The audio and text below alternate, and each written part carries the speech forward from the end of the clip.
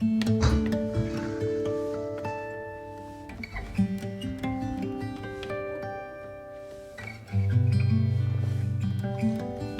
पे and YouTube पे मुझे बहुत सारे ऐसे कमेंट आते हैं कि मैम हम अपने घर के लिए कौन सा ऑर्गेनाइजर खरीदे, ऐसा वाला खरीदे, ऐसा वाला खरीदे कि कुछ और शेप वाले ऑर्गेनाइजर खरीदे।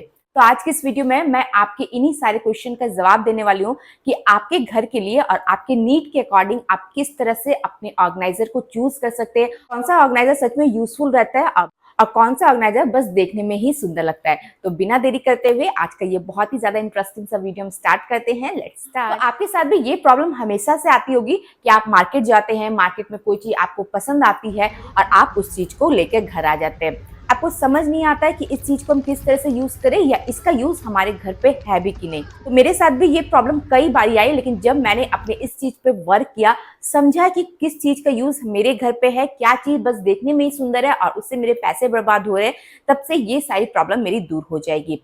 अगर आप भी इस तरह के प्रॉब्लम को फेस करते हैं तो ये वीडियो पूरा देख के आपके सारे प्रॉब्लम बिल्कुल क्लियर हो जाएंगे। तो फर्स्ट मेरा ऑर्गेनाइजर है इस तरह का ऑर्गेनाइजर। इस तरह का रेक्टेंगुलर शेप का ऑर्गेनाइजर आपके घर के किसी भी कोने के लिए बिल्कुल ही परफेक्ट होता है, क्योंकि इसकी एक डिजायर्ड शेप है।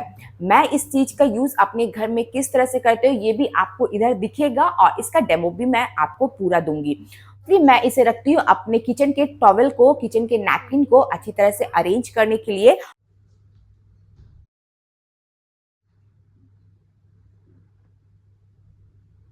और इसका जो बड़ा वाला पार्ट है, ये वाली पार्ट, इसको मैं यूज करती हूँ अपने किचन के ग्रोसरी आइटम को रखने के लिए। चलिए सबसे पहले मैं आपको इसका यूज दिखाती हूँ।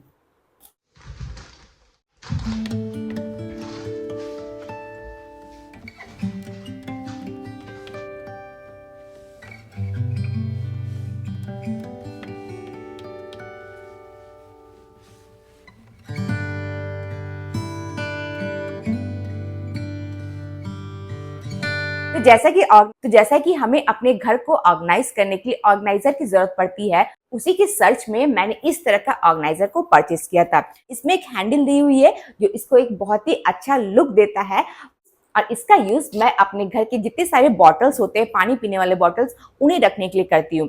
क्योंकि घर पे क्या होता है, अगर हम चीजों को सही स्पेस नहीं देंगे, सही जगह नहीं देंगे, तो हम कहीं से बॉटल उतारेंगे, कहीं पे जाके रखेंगे और फिर वो हमारे घर के लुक को भी काफी ज्यादा खराब करता है।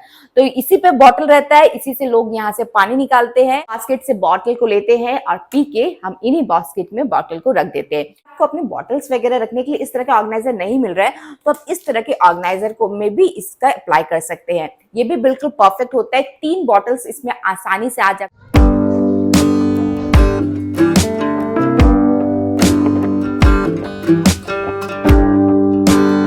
इस तरह के ऑर्गेनाइजर आपने देखा हो कि मैं अपने घर में बहुत सारे तरीकों से करती हूँ।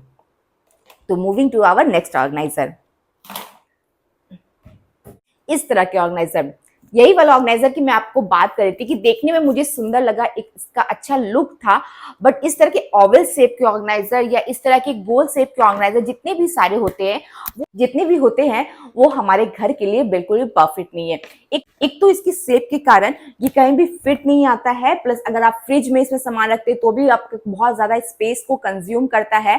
तो जब मैंने खरीद ही लिया था तो सोचा कि अपने पैसे क्यों वेस्ट करें, इसलिए इसका यूज मैं अपने फ्रूट्स को धोने में या वेजिटेबल कट करती हूँ तब इन्हें धोने में यूज करती हूँ। अदरवाइज आप इन तरह के ऑर्गेनाइजर से बिल्कुल दूर रहे।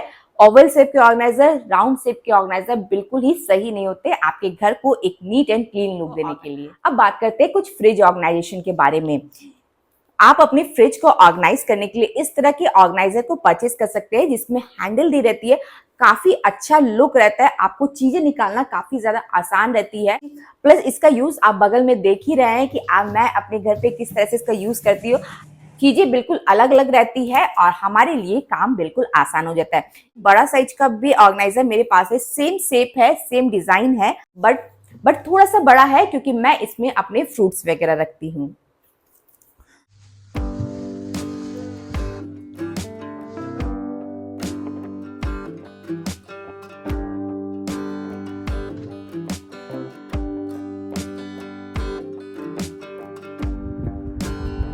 घर की ऑर्गेनाइजेशन हो गई, फ्रिज की ऑर्गेनाइजेशन हो गई। अब हम बात करते हैं कुछ अपने वार्डरोब ऑर्गेनाइजेशन के बारे में। आपके घर में अगर छोटे बच्चे हैं तो उसके लिए बिल्कुल परफेक्ट है इस तरह का organiser.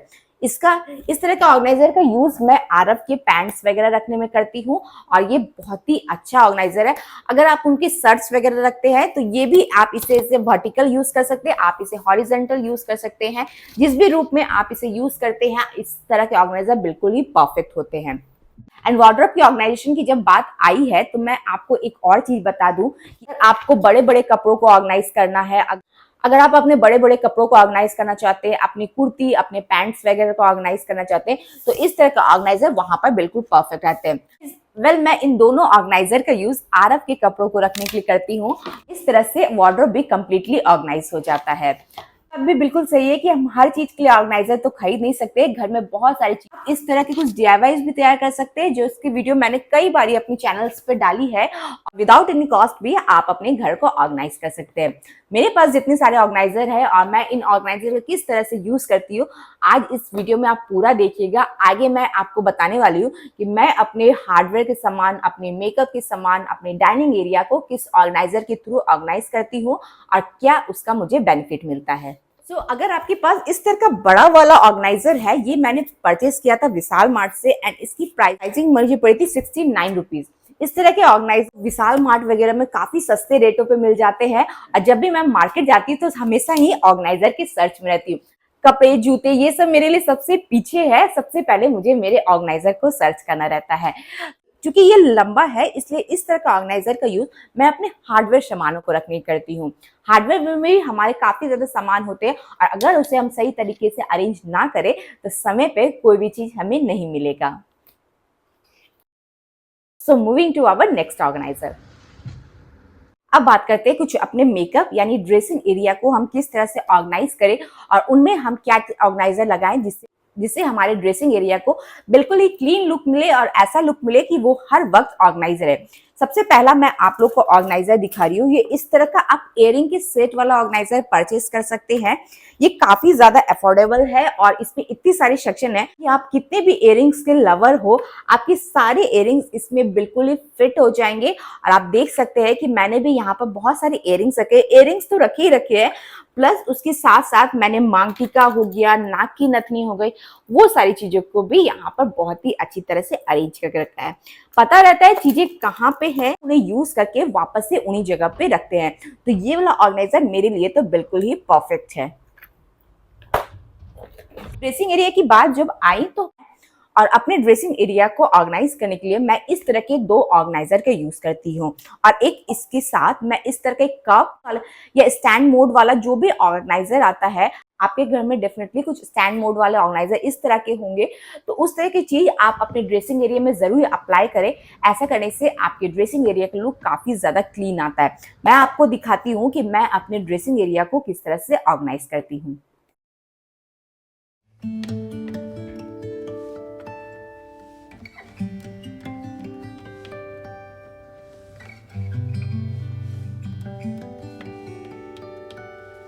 So that's all for today. I hope आपके लिए वीडियो काफी ज्यादा यूजफुल रहा हो। अगर रहा है तो इस वीडियो को लाइक जरूर करें। अगर आपके मन में अभी भी किसी तरह का डाउट है, इससे कुछ पोर्शन छूट गया हो, तो आप अपने सवाल मुझे कमेंट करके जरूर पूछ सकते हैं। मैं डेफिनेटली कोशिश करूंगी आपके हर क्वेश्चन का जवाब देने के लिए।